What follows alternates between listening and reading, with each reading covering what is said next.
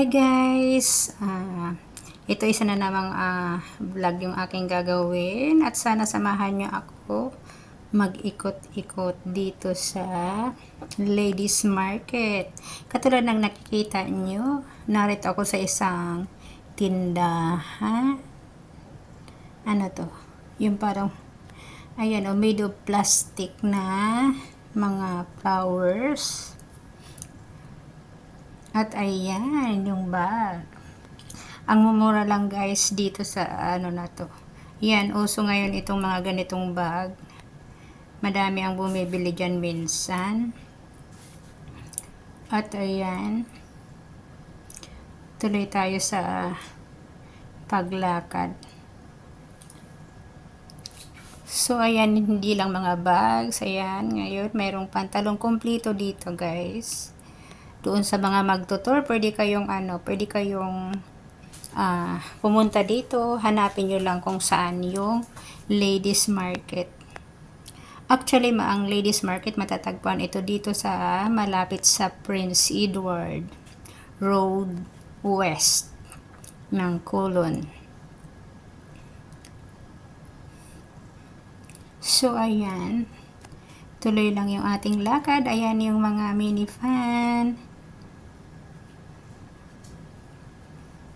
Marami dito guys ang mamimit nyo na meron mga iba't ibang lahi. At syempre, madami rin dito yung mga dito sa Hong Kong, mga citizen ng Hong Kong, marami dito rin. At dito, madami ding pumupunta na minsan mga puti. Ayan guys, yung mga mahilig sa alas, mga fashionista. Meron diyan diyang mabibili, pero hindi siya syempre yung yung tunay, yung hindi pwedeng isanla. So ngayon dahil malapit na ang ayan yung autumn, so katulad ng unang mga makikita yan kapag autumn, itong mga sabit-sabit na yan. Yan yung lantern. Yan ang mga makikita kapag mag-autumn festival or yung mooncake festival. Oh, ayan. Yung katulad kanina ng sinabi ko na ayan, mayroon na naman akong nadaanan uli. At yan, mga shirts, pantalon. Meron din ditong prutasan. Sa banda, yung papasok ka pa ng paloob, yan, marami.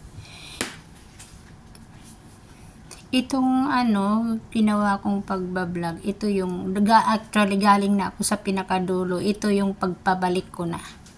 Napapauwi na ako, naisipan kong kumuha ng konting video.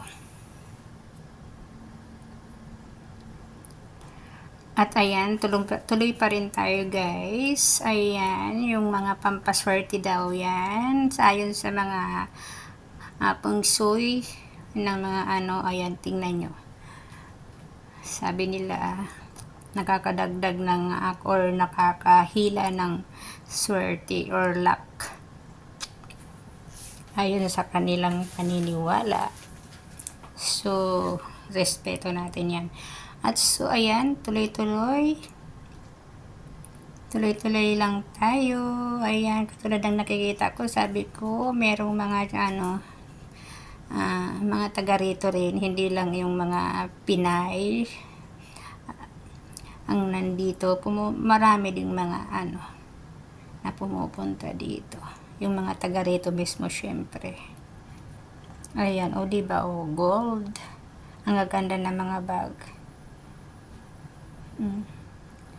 Ayan, o mga shorts pang summer.